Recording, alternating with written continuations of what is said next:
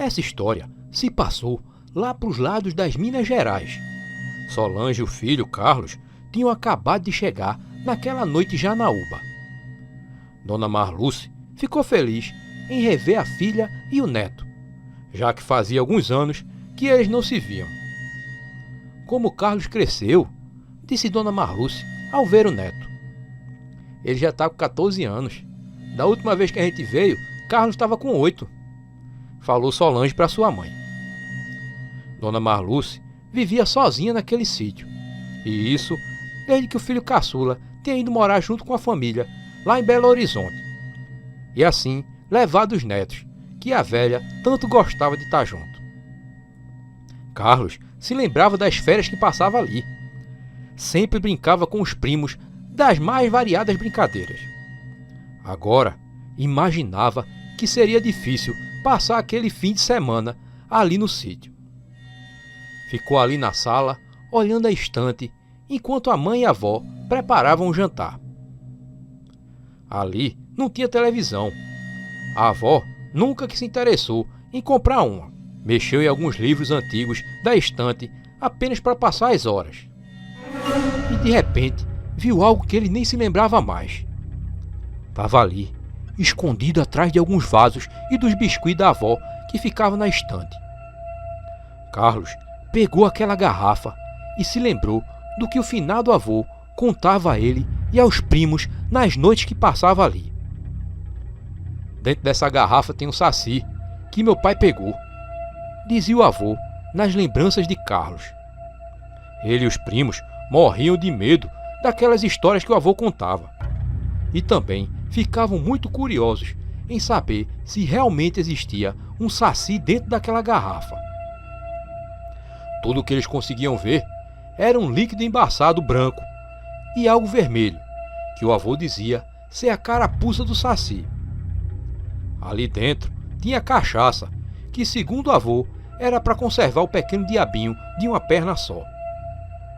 Carlos, com a garrafa em mãos, percebeu que o líquido tinha ficado ainda mais grosso e não deixava nem mesmo ver aquele tecido vermelho.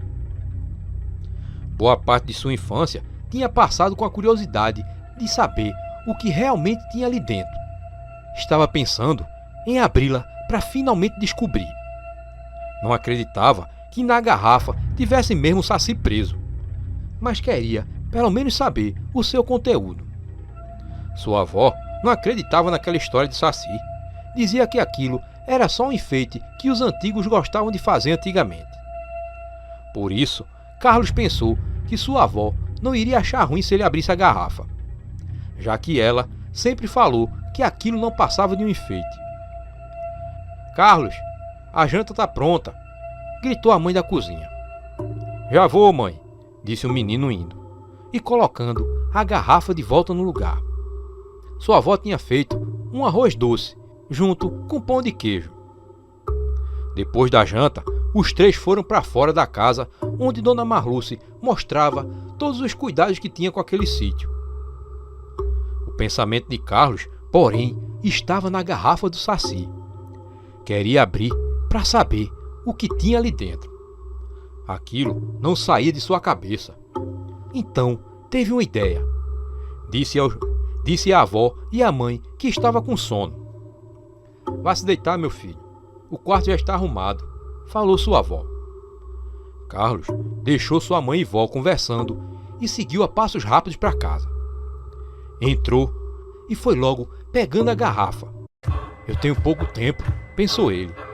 O menino viu a rolha e na ponta existia uma cruz, riscada talvez por uma faca. Girou a rolha e sem muito sacrifício abriu. Da garrafa saiu algo feito gás, igual quando se abre um refrigerante. Subiu então um cheiro forte de álcool. O menino pegou um dos vasos da estante e derramou todo o conteúdo. Mas para sua surpresa, não tinha nada ali. Nem mesmo aquele tecido. "Oxe, cadê aquele paninho vermelho?", se perguntava o menino. Depois, encheu a garrafa novamente e pôs de volta no lugar, como se nada tivesse acontecido. Psss. Foi nessa hora que ele ouviu aquele chamado de psiu. Olhou para trás e teve a impressão de que algo se abaixava, como se escondendo do lado do sofá. Parecia mais um cachorro. O menino se arrepiou todinho, pois sabia que sua avó não criava nenhum animal ali. Lentamente, ele foi até a beira do sofá.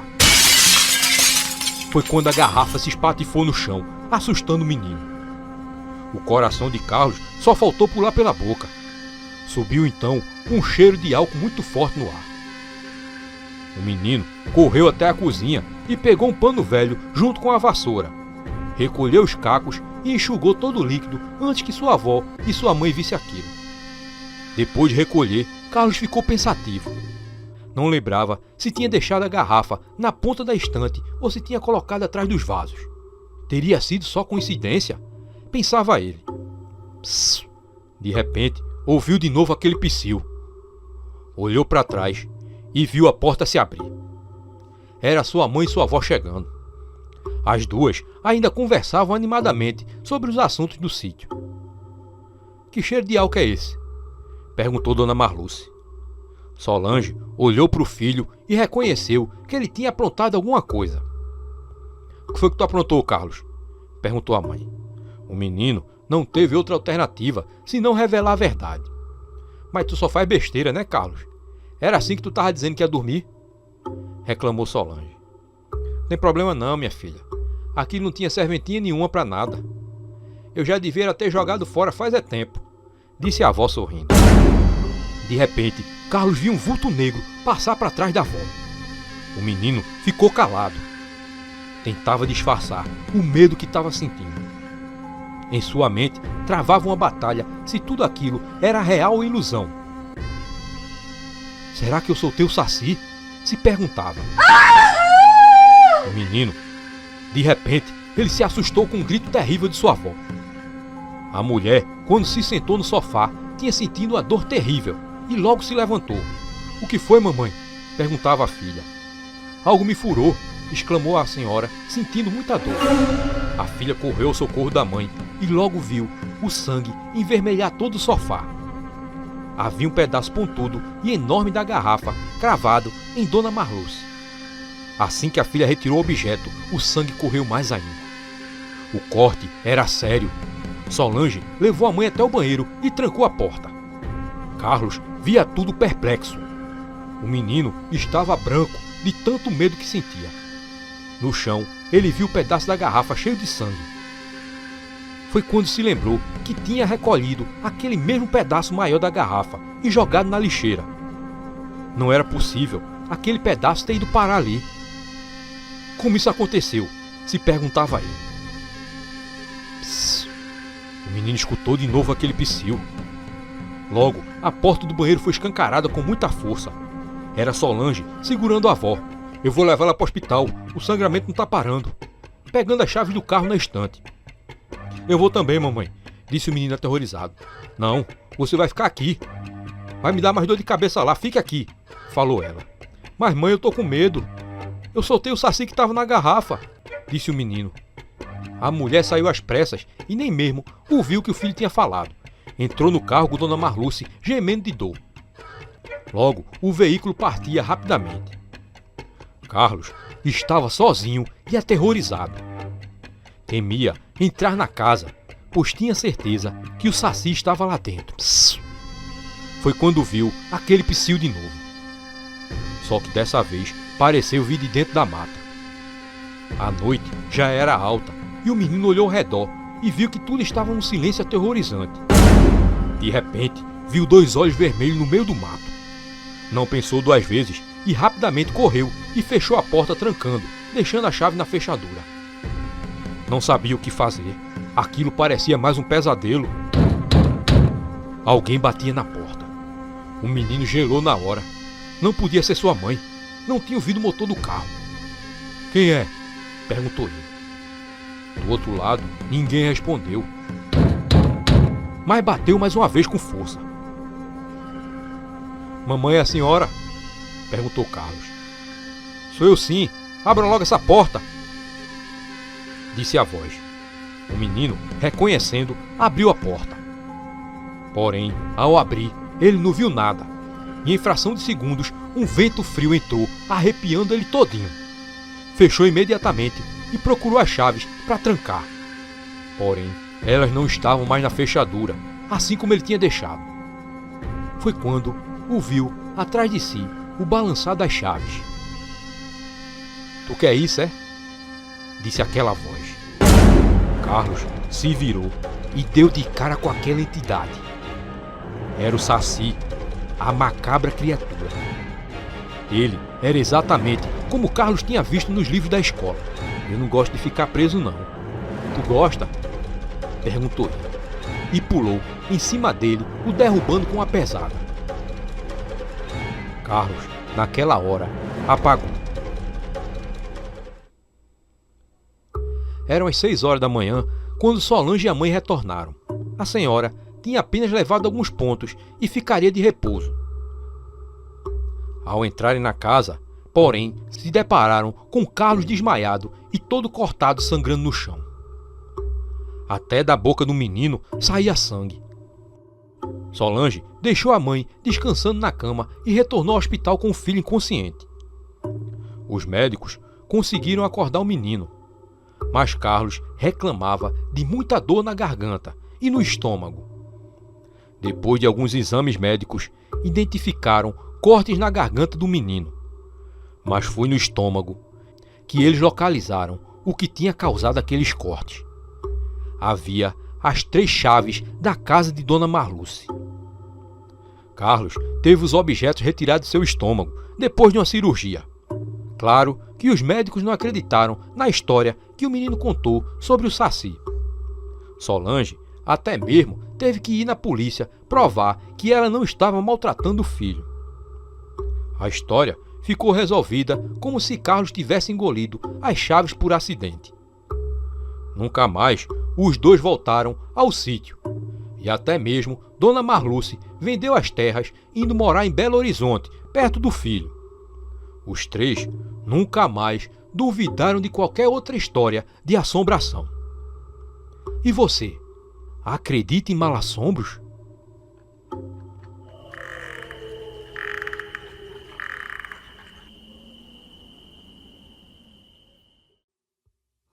Esse caos se passou em Correntina, na Bahia, há mais de 30 anos.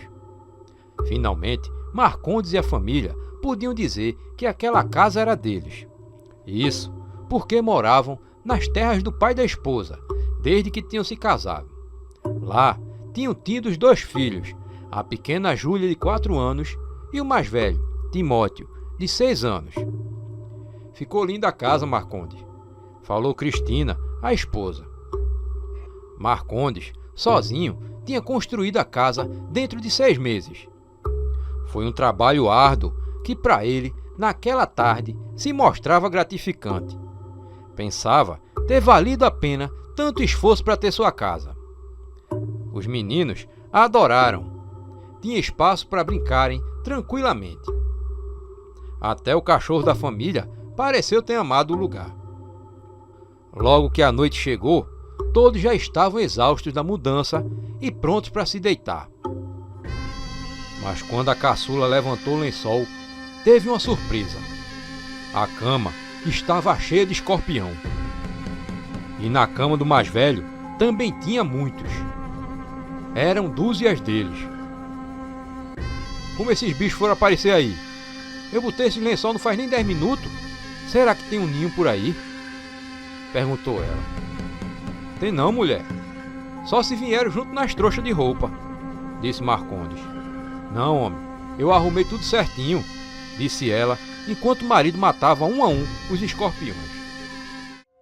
Depois de matar e conferir se não tinha mais nenhum, Marcondes teve a ideia de ver a cama do casal. E lá também tinham muitos outros escorpiões. As crianças logo dormiram, mas Marcondes e a mulher buscaram por toda a casa e não encontraram nenhum foco que pudesse ter vindo aqueles escorpião. "Alguém botou esses bichos nas camas." "Não é possível", disse Cristina. "Mas quem, mulher? a gente estava aqui o tempo todo, falou Marcondes, sabendo que o que a mulher tinha dito fazia todo sentido. Os escorpiões estavam apenas nas camas. Era mesmo como se alguém tivesse colocado eles ali. E assim, os dois foram dormir tarde também. Mas de madrugada, Marcondes acordou com uma zoada lá do lado de fora. Parecia algo batendo na terra. Ouviu o seu cachorro azulão latindo muito. Mas tinha outra zoada também. Parecia algo batendo na terra, como se tivesse alguém pulando. Oxe, que será isso essa hora? Disse ele, olhando no relógio que marcava 3 da manhã. Se levantou e não acordou a mulher, que estava muito cansada pelo dia de mudança. Quando ele se aproximou da porta, o som das batidas parou. Mas os latidos de azulão continuaram. Procurou pela espingarda na bagunça ainda da mudança recente e, quando encontrou, abriu a porta. Do lado da casa ainda se ouviu o latido do cachorro. E quando ele ia se aproximar, ouviu o som de batida na terra voltando. Ao chegar do lado da casa, Marcondes viu o azulão latindo para a mata. Ele ainda teve a impressão de ouvir algo se mexendo dentro do mato. "Que foi, azulão?" perguntou o homem, sem tirar os olhos da mata. Sabia que algo tinha estado ali. O cachorro continuava a latir na direção da mata, de onde vinha o som de algo se mexendo. Uma coisa ele tinha certeza: aquilo não era bicho. Engatilhou a espingarda e seguiu lentamente na direção da mata. Foi de repente que o cavalo surgiu, vindo dos fundos da casa. O animal passou correndo feito uma bala por ele e por pouco não atropela. Por pouco também ele não atirou no seu cavalo. A sorte foi que ele pensou rápido.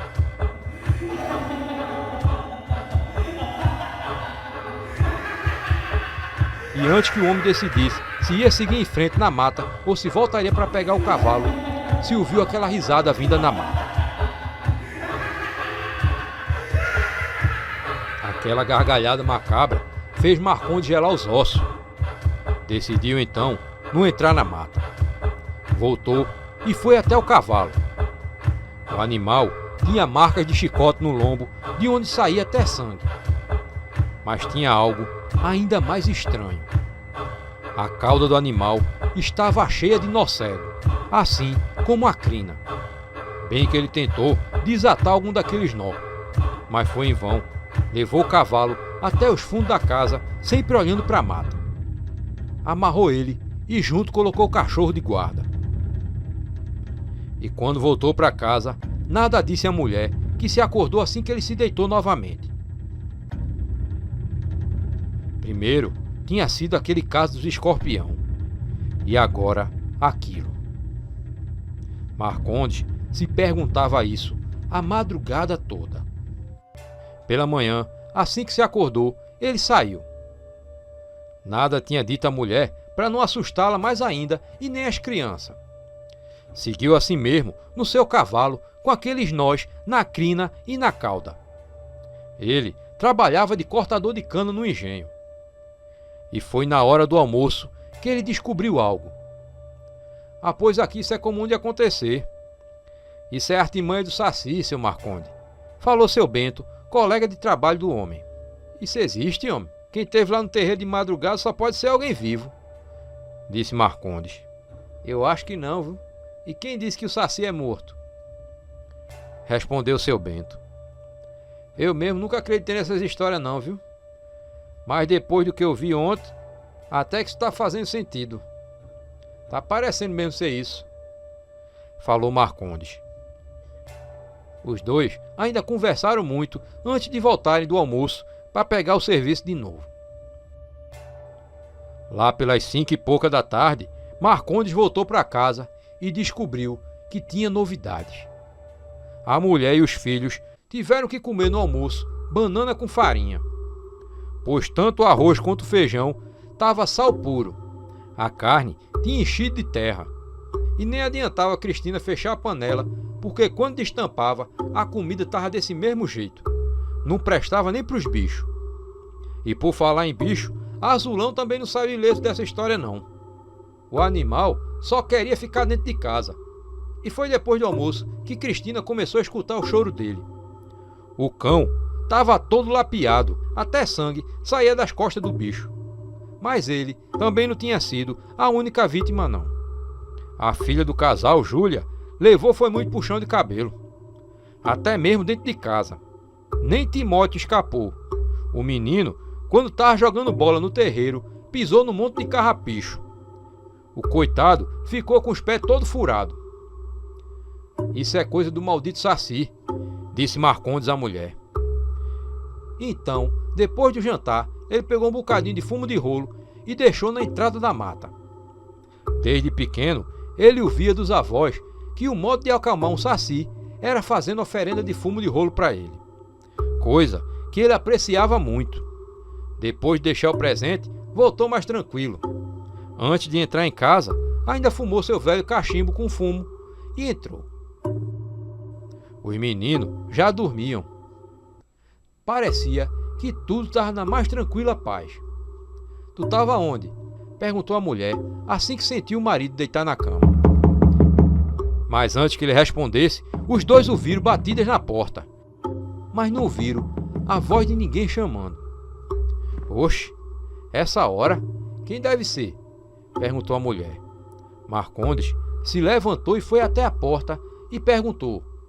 Quem é? Perguntou ele, mas de fora não veio nenhuma resposta. Não podia ser o Saci, pensou Marcondes. Mas não demorou e Azulão, que naquela noite dormia dentro de casa, começou a chorar. Quem é?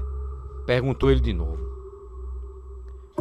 Pegou a espingarda e abriu a porta. Mas não tinha ninguém ali. Olhou para a mata e tudo estava no maior silêncio e na mais tranquila paz. Mas quando ele abaixou os olhos, ele viu, em frente à porta, o fumo de rolo que ele tinha deixado na mata. E foi quando a porta atrás dele se fechou. Se virou, ainda na tentativa de abrir a porta, e foi quando viu os trincos se fechando por dentro. Cristina! Gritou ele. Nessa hora, ouviu a mulher gritar e o choro do cachorro foi mais alto ainda. Não tinha o que fazer. O maldito do Saci tinha trancado a porta por dentro. Gritou pela mulher, temendo que aquele macabro fizesse alguma coisa com ela e com os filhos. E foi quando ouviu a gargalhada diabólica dele, vindo de dentro da mata. Ali na frente, ele viu um menino negrinho. Atirou, mas o Saci nada fez, a não ser continuar dando aquela gargalhada gaiata. Marcondes correu até ele e foi quando ele saltou para dentro da mata. O homem ainda deu mais 2 tiros na direção das batidas. Furioso por tudo, Marcondes se aprofundava cada vez mais na mata, sem nem medir as consequências da criatura mal-assombrada. Foi quando, numa moita, ouviu de onde vinha a gargalhada. Chegou lá e descobriu escondido o Saci. A criatura apenas olhava para a cara dele sorrindo. Te peguei, seu filho de uma égua, disse ele apontando a espingarda na cara do Saci. Foi nessa hora que ouviu várias risadas ao redor.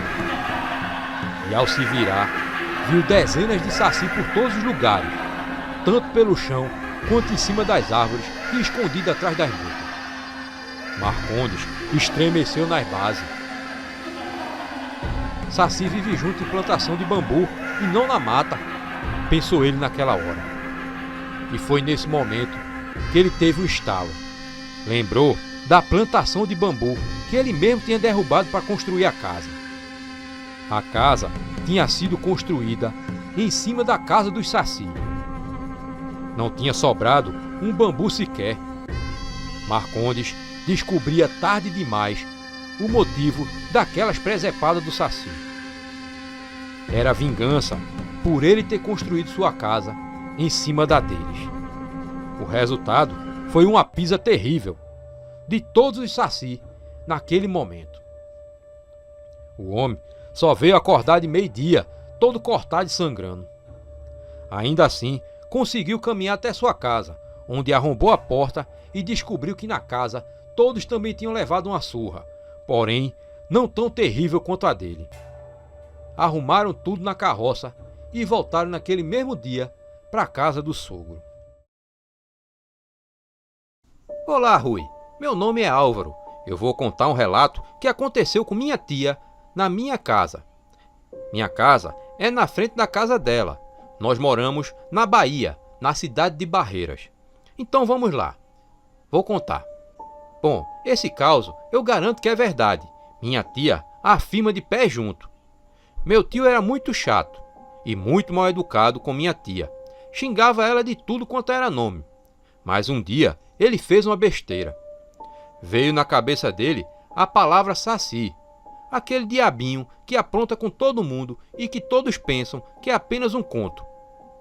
Então, meu tio começou a chamar minha tia de Saci. Meu tio e minha tia são negros. Toda hora ele a chamava de Saci. Ele dorme na beliche de cima e minha tia dorme numa cama ao lado. Minha tia jura de pé junto que viu. Ela estava dormindo, de repente acordou e ouviu um barulho. Quando olhou, jura que viu meu tio sendo carregado pelo Saci. Ela deu um grito tão alto que ele sumiu e meu tio caiu no chão. Aí, meu tio acordou com a batida no chão. Pro meu tio, ele caiu da beliche. Mas minha tia viu e ela diz que acha que era um demônio levando a alma do meu tio. Bom, isso somente Deus, nosso pai, sabe. Mas desde esse dia, meu tio nunca mais xingou ela de nada. E por favor, se você gostou dessa história, faça um vídeo sobre ela. Obrigado a todos.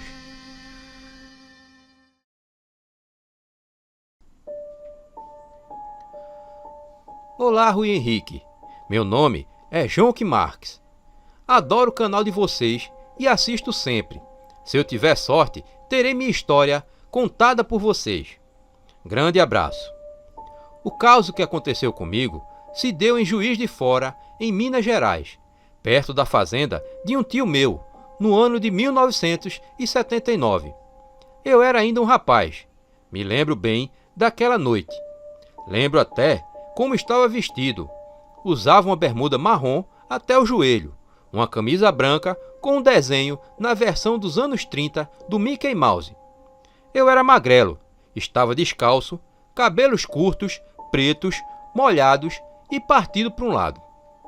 Eu estava com meu tio Tito, que era barbudo e que estava com seu inseparável chapéu de cowboy, a caminho da casa de um conhecido de um empregado dele, Zé Calixto, com um tipo físico que se assemelhava ao Mazzaropi, o humorista na pele do Jeca Tatu. Ele morava numa casinha simples, bem próximo ao rio Paraibuna. Rio esse que suas águas cortam por quilômetros a cidade de Juiz de Fora, dividindo ela ao meio. A fazenda do meu tio e a casa do homem ficava na parte do rio que está quase na divisa de Minas Gerais com o estado do Rio de Janeiro. Então, quando chegamos na casinha do homem, havia uma comemoração de alguma coisa, pois estavam comendo e bebendo animadamente. Lá estavam o Zé Calixto, um outro homem de bigode e óculos redondo chamado Bertioga, e um outro homem que não lembro bem o nome, nem o rosto. Meu tio foi lá para pegar umas sementes de jaca e no caminho pela estrada, em uma noite escura, ele me disse que o tal Zé Calixto era pescador. Nunca lhe foi vender peixe, mas como morava quase no leito do rio, devia ser pescador mesmo. Ficamos um pouco na reunião deles, pois nos convidaram. E eles contavam que a casa deles, dos 3 homens que estavam ali, eram regularmente atacada por sacis. Bagunçavam a casa toda, principalmente a cozinha, que ficava sempre de cabeça para baixo. Levavam comida e principalmente fumo de rolo, se tivesse. Por isso, tinham uma peneira de cruzeta, e uma garrucha penduradas na parede da cozinha, em caso do coisa ruim chegar, assim eles diziam. Não acreditava nessas bobagens, mas mesmo assim fiquei pensando que mesmo que os saci existissem, de acordo com a lenda, não eram criaturas de todo ruim. Eram zoeiros, mas tinham fama de protetores da natureza. Fiquei intrigado, pois os homens eram pescadores, eram gente de bem. Me pediram para pegar 2 copos na cozinha, um para mim, outro para o meu tio. E quando entrei na cozinha, que era mal iluminada, com apenas uma lamparina querosene, vi alguém acendendo o pito nas brasas do fogão a lenha. Ele olhou para mim e mesmo na pouca luz vi que era um saci. Usava gorro vermelho, mais ou menos 1,5 metro de altura. E claro, só tinha uma perna. Ele ficou me olhando. Tive muito medo. Olhei para a parede e tinha mesmo a tal peneira de cruzeta e a garrucha.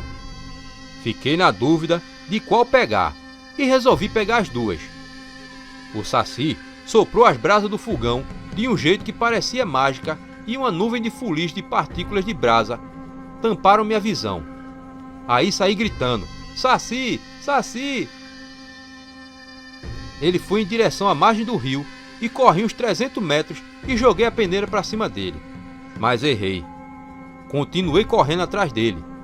Mesmo na noite escura da mata, consegui colocá-lo direitinho na mira da garrucha. Mas uma vaca malhada entrou na frente. Parecia de propósito o que a vaca fez. E acabei perdendo o danado. Depois vi ele entrando num bambuzal.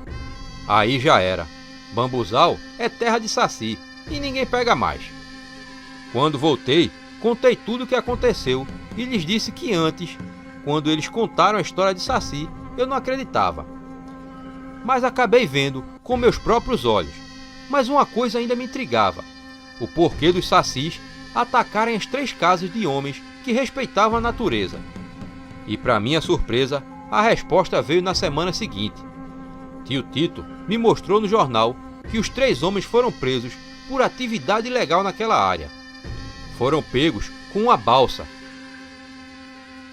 daquelas com uma tenda em cima, procurando ouro no rio, jogando mercúrio nas águas, poluindo e matando peixes. Com certeza nunca foram pescadores. E eu, que quase matei um saci, que com certeza os perturbava para espantá-los dali e proteger o meu querido rio Paraibuna. O homem que desafiou o saci. Eram as 6:30 da tarde, quando Zé Ramos voltava do trabalho no Engenho Esperança, onde trabalhava. Todo dia ele fazia aquele caminho que passava por um bambuzal para chegar em casa o mais rápido antes do anoitecer. A mata de bambuzal era comprida e foi na metade do caminho que Zé Ramos ouviu algo por trás dos matos.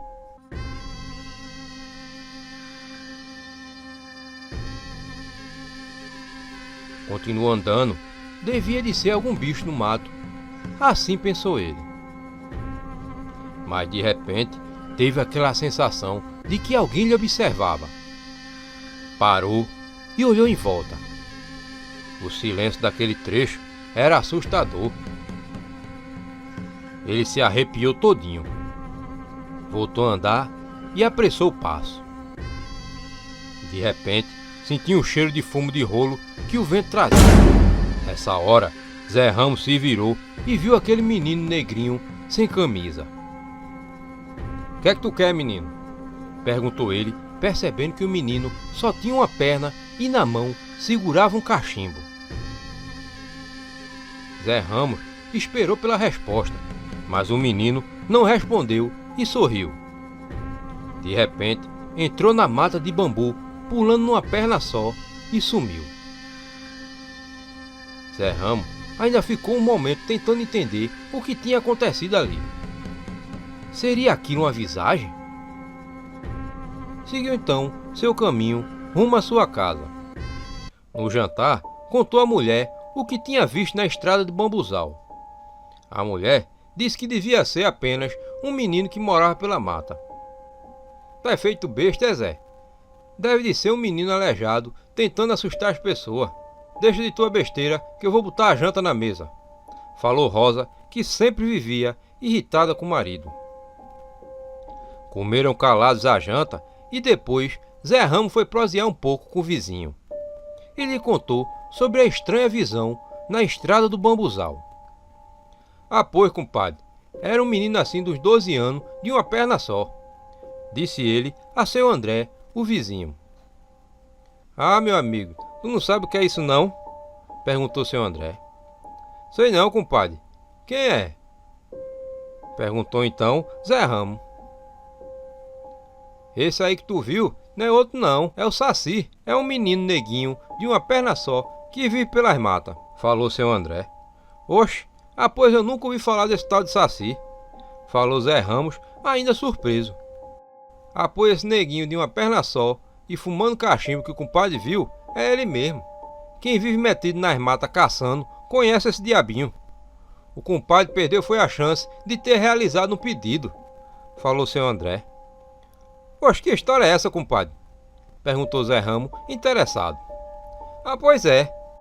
Diz o povo que o cabo que pegar o gorro do Saci tem direito a fazer a ele um pedido que desejar. E o Saci tem por obrigação de realizar o pedido só para ter de volta seu gorro. Eu mesmo quero de ter a sorte dessa, falou seu André sorrindo. E pode ser pedido o que for, compadre? Perguntou Zé Ramo.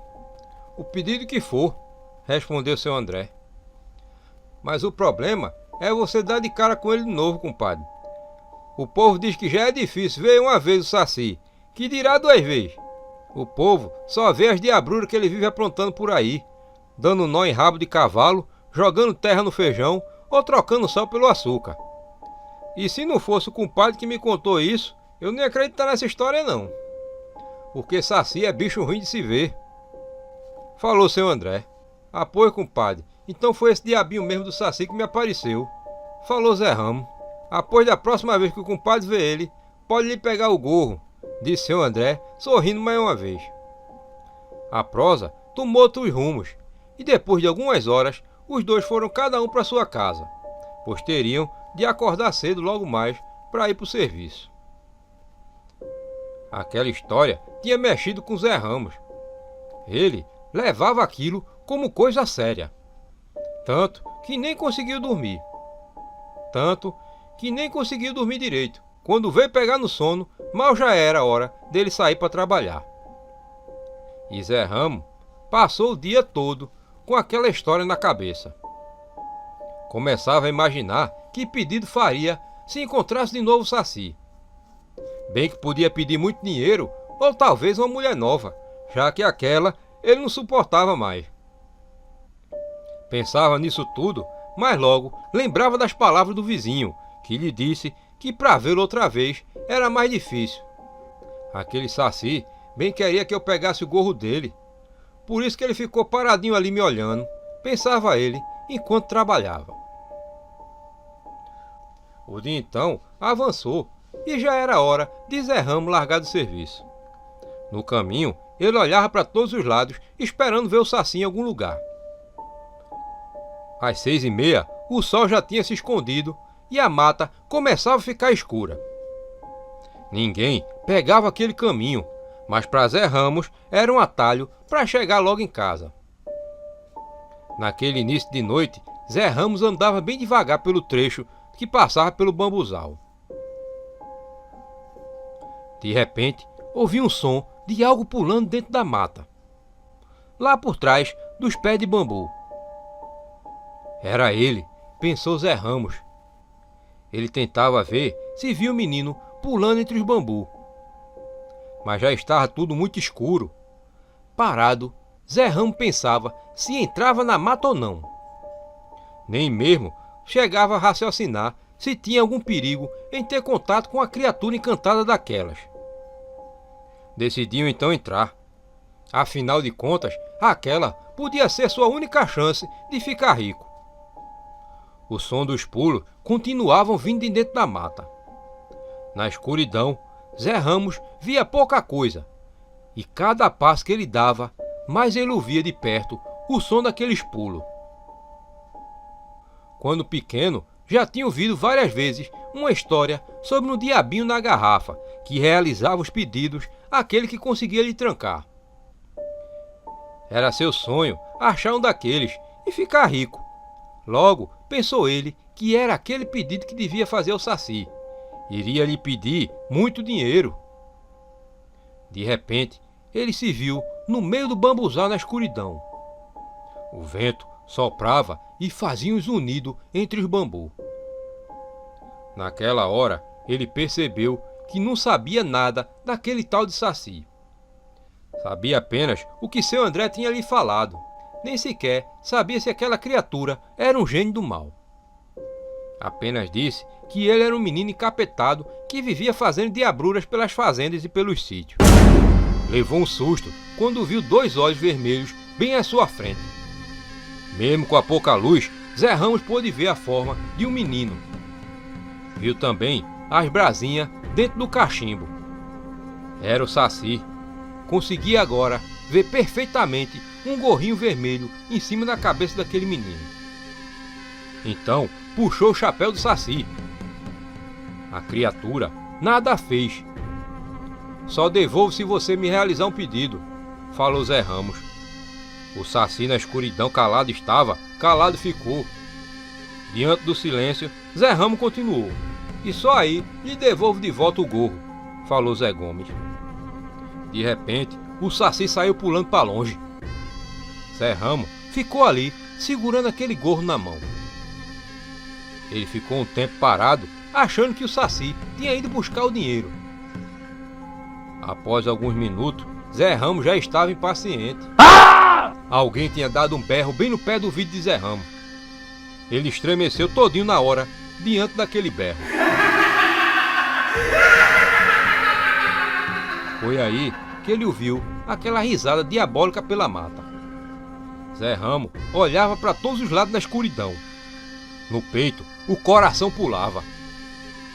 Ele não conseguia sentir e nem ver a presença de ninguém ali, além dele mesmo. Um medo enorme tomou conta. Que besteira tinha feito. A ganância de ficar rico tinha sido uma arapuca para ele mesmo. Então, ele correu de volta para a estrada. Mas antes de chegar na beira do caminho, sentiu uma pesada nas costas e caiu estatelado no chão. Quando ia se levantar, sentiu algo pulando em suas costas.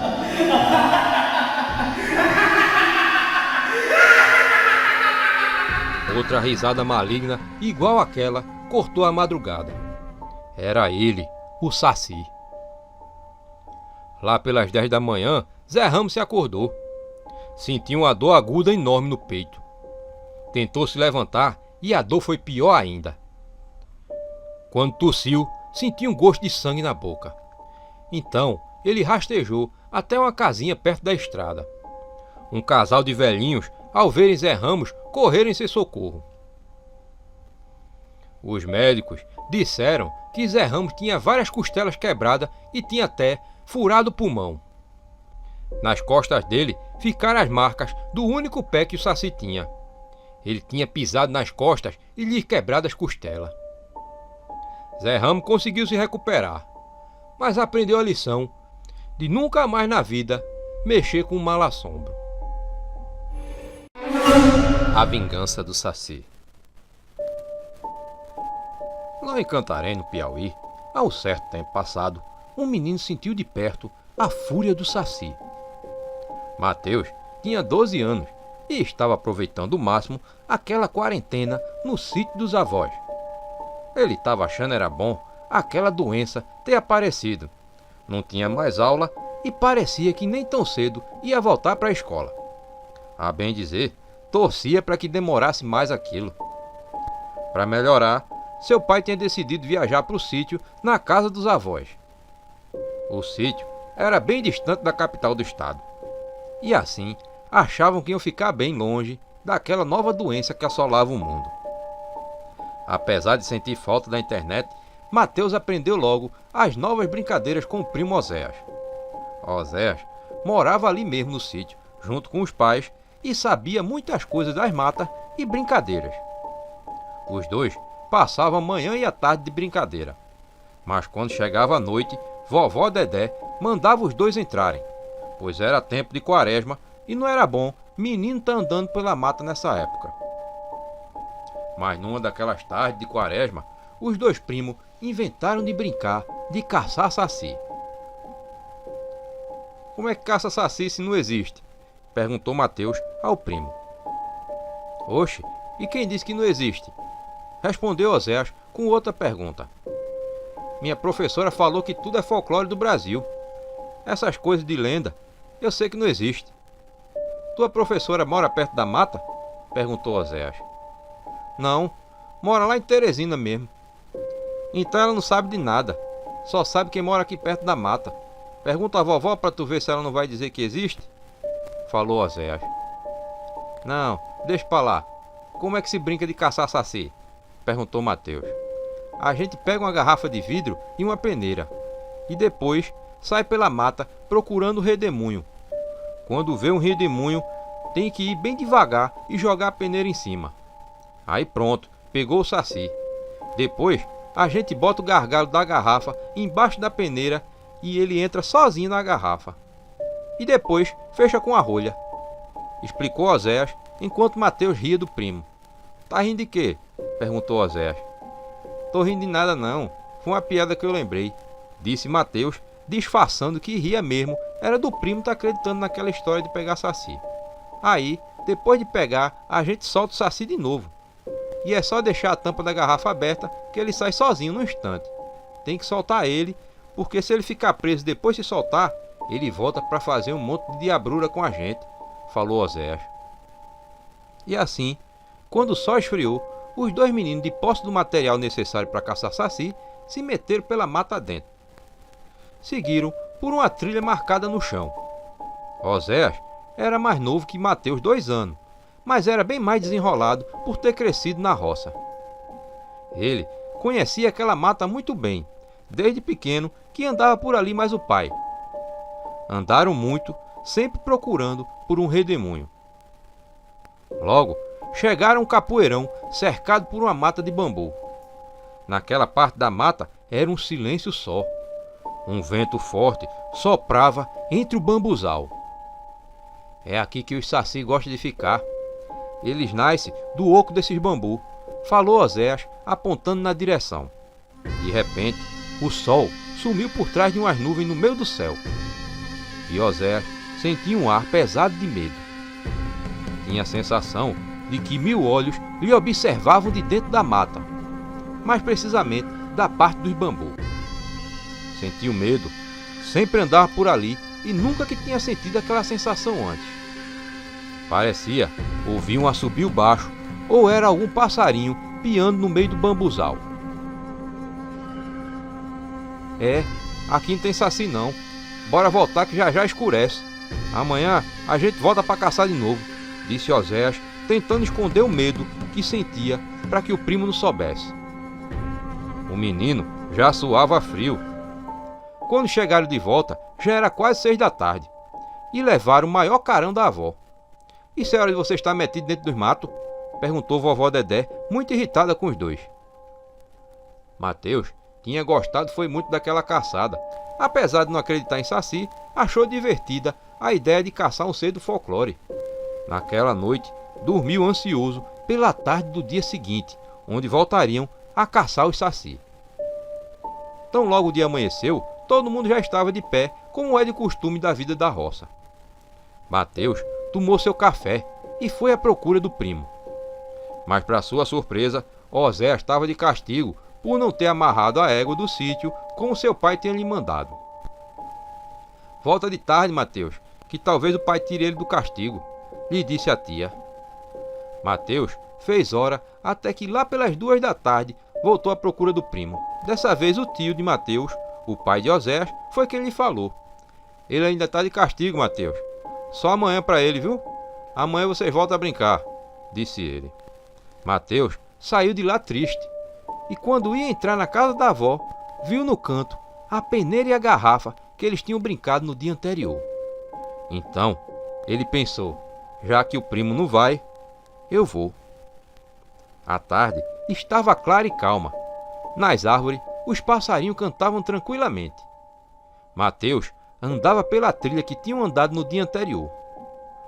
Foi olhando para cada lugarzinho da mata onde pudesse aparecer algum redemoinho. De repente, chegou no capoeirão cercado pelo bambuzal.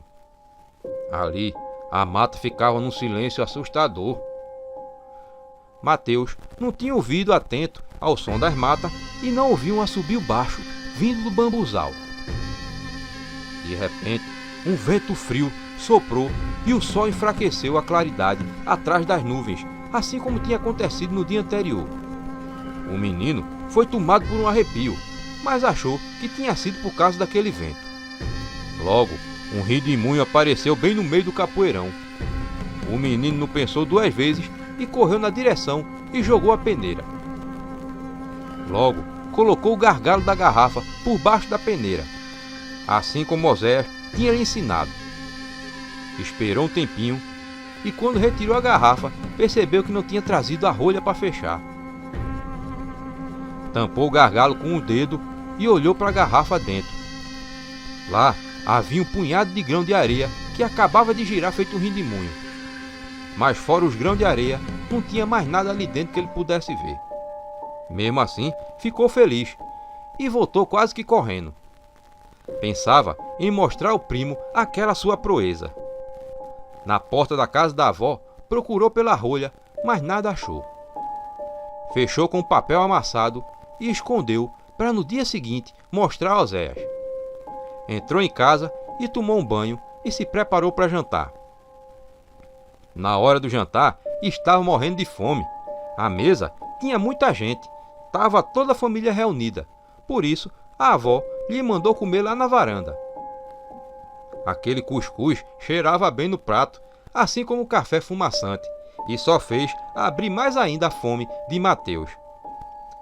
Mateus levou a colher rapidamente com muita fome e gosto para a boca. Mas ao mastigar, sentiu um gosto terrível. Bebeu café para tirar o gosto, mas foi pior ainda. Olhou para o prato e viu algo que já tinha visto muitas vezes pelo chão. Era a bosta de cachorro seca, e não o cuscuz que tinha visto há pouco. E o cheiro que vinha do copo não restava dúvida nenhuma de que era mijo de gente.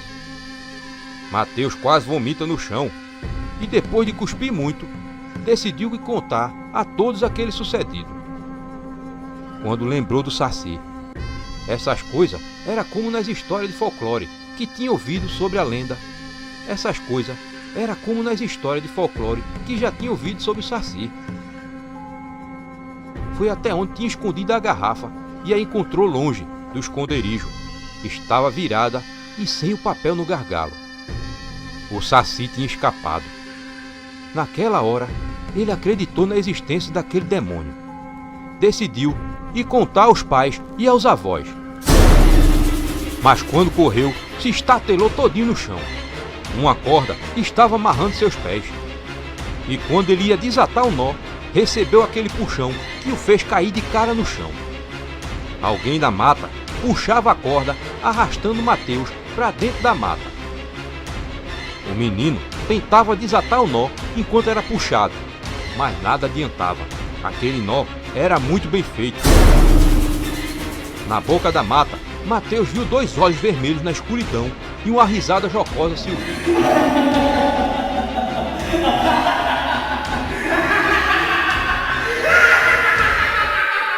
Horas depois que os pais de Mateus deram por falta do menino, foi que saíram à procura dele.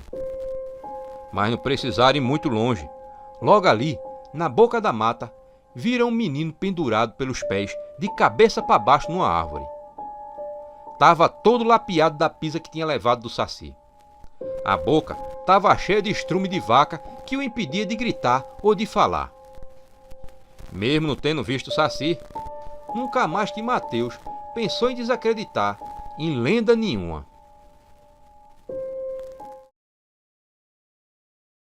Mestre Lucas estava pensando se ia na venda ou não comprar uma banda de rapadura para adoçar o café.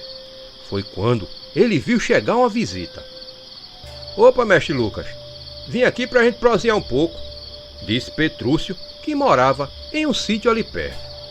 Mestre Lucas saudou o velho amigo e ele lhe entregou então um pacote.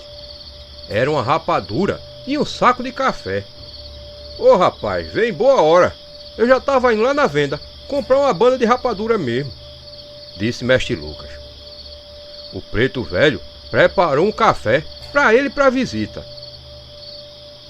Depois, os dois se sentaram ali no terreiro da casa de Mestre Lucas. E qual a novidade por lá no sítio? Perguntou Mestre Lucas. Por lá nenhuma, mestre. Mas na ribeira teve um menino que parece que viu um saci. O bicho levou foi a burra velha dele, falou o homem. Oxe, isso é saci não. Saci não faz isso não, seu Petrúcio, disse Mestre Lucas. Ô Mestre Lucas, e saci existe mesmo ou é invenção do povo? Perguntou Petrúcio. Oxe, e pois, existe sim. Mas saci não é esses ladrão de burra não. Saci é cruel. Ai daquele que entra na mata que ele reina. Sai de lá todo lapiado em surra. Hoje, o povo fala que ele tá mais pra um diabinho, que faz um monte de presepada. Mas no antigamente era diferente. Um compadre me contou uma história de um homem que desafiou o saci e se deu mal, disse Mestre Lucas. Após conte como foi? Pediu Petrúcio, e então o preto velho começou a contar a história. O nome dele era Jonas. Nesses tempos, muita gente vivia procurando achar botija de ouro. Se tinha um jeito de um pobre ficar rico, era achando botija de ouro. E era justamente isso que Jonas queria. Ele não tinha tido pai rico e foi quando ficou sabendo de uma história que o povo falava. Dizia que tinha uma criatura que era capaz de encontrar qualquer botija enterrada, onde quer que tivesse. Essa criatura era o Saci Pererê. O povo falava que se prendesse ele numa garrafa ou lhe tomasse o gorro, ele fazia o que a pessoa pedisse. Eu mesmo cheguei a ver na casa de um compadre uma garrafa com saci dentro. E muita gente guardava mesmo, para caso tivesse uma necessidade urgente.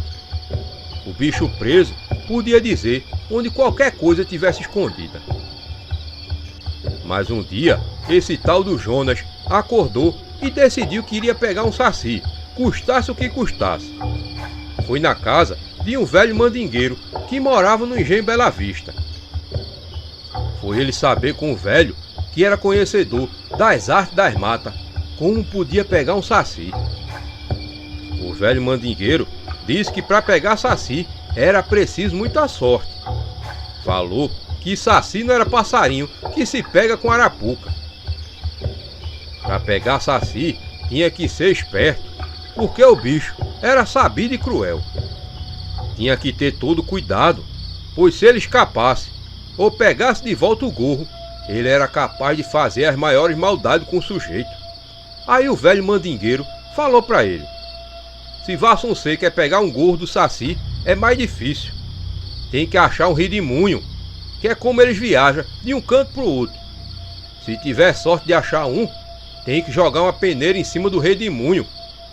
Depois é só botar a mão embaixo da peneira e pegar o gorro dele. Vassuncê levanta a peneira e lá vai estar o gorro vermelho dele. Mas para prender saci na garrafa é mais fácil. Tem que ir de meia-noite no meio de um bambuzal. Leva um cigarro de fumo de rolo, um fósforo e uma garrafa com tampa de cruz desenhada em cima. Quando Vassuncê estiver no meio do bambuzal de meia-noite, vai acender o cigarro de fumo de rolo e sacudir dentro da garrafa. Quando o saci sente o cheiro da fumaça do fumo, ele vai entrar na garrafa para fumar.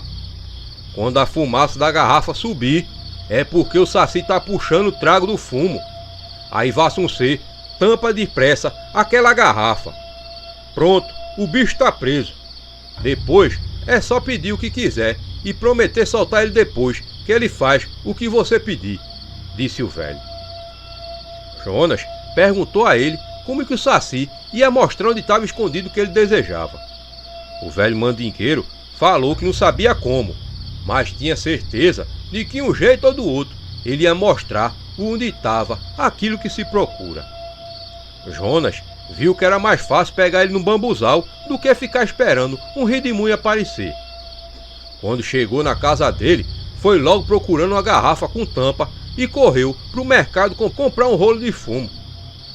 Naquele dia, custou para anoitecer de tanto avexamento que Jonas estava. Assim que deu 11 da noite, pegou as coisas e rumou para o bambuzal que tinha lá na estrada do Engenho Serafim, já em Palmares. Chegou cedo e lá esperou da meia-noite. Assim que bateu 12 horas, Jonas acendeu o fumo e jogou o cigarro dentro da garrafa. E ficou a uma certa distância, só olhando. Naquela hora, só o vento fazia zoada na madrugada daquela mata do bambuzal. De repente, ele viu uma fumaça subir feito uma cordinha. Não pensou duas vezes e correu e fechou a garrafa. Olhou para dentro da garrafa e só via uma fumaça girando, feito um redemoinho, junto com o cigarro. Tinha pego a peste do Saci. Na mesma hora, ele fez o pedido: "Se vós mercê me mostrar onde tem uma botija enterrada, eu te solto", falou ele pro Saci. E saiu andando pela madrugada, esperando algum sinal do Saci, aonde ele devia procurar. Mas acabou andando quase a madrugada toda e nada do bicho revelar onde estava a botija escondida. O sol já vinha clareando e ele decidiu voltar para casa.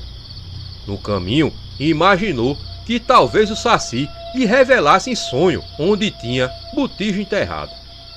Deixou a garrafa numa mesinha do quarto e logo pegou no sono. Estava cansado da madrugada, andando por tudo que é canto. Assim que se acordou, já era de tarde e estava morrendo de fome. Olhou a garrafa e lembrou que não tinha sonhado nada. O velho mandingueiro prometeu que ele ia revelar, então ele vai, disse ele para si mesmo, e foi preparar um café e um pão com ovo para lanchar naquela manhã. Para fazer o de jejum naquela manhã. Assim que ele deu a primeira mordida no pão com ovo, sentiu um gosto horrível. Mesmo assim, engoliu. E foi só na segunda mordida que ele cuspiu no chão. "Oxe, que diabo de ovo é esse? Tá estragado, é?", disse ele, e assim que cheirou aquela coisa escura no ovo, reconheceu o cheiro. Era bosta de cachorro. Correu até a jarra e bebeu um enorme gole d'água para sair aquele gosto da boca. Mas quando sentiu a água descendo na goela, tava sal puro. Tava tão salgado que a boca dele chegou a queimar. "Que diabo tá acontecendo?", se perguntou ele, procurando algo para tirar aquele gosto da boca. Mas aquela jarra era a sua única água, ali na casa. "Que brincadeira sem jeito! Quem encheu de sal minha água?", perguntou ele já com raiva, e então se lembrou do Saci na garrafa. Correu até lá e foi então que viu o cigarro lá dentro, parado. "Será que ele fugiu?", se perguntou olhando para a garrafa, e quando viu a tampa, se lembrou de algo que o velho mandingueiro tinha lhe dito. Ele não tinha desenhado a cruz de cima da tampa. "Esse peste fugiu", disse ele, olhando para tudo que é lado. E quando ia correr para fora da casa, a porta do quarto se fechou de repente, com muita força. Nessa hora, ele escutou uma risada diabólica e estremeceu todinho.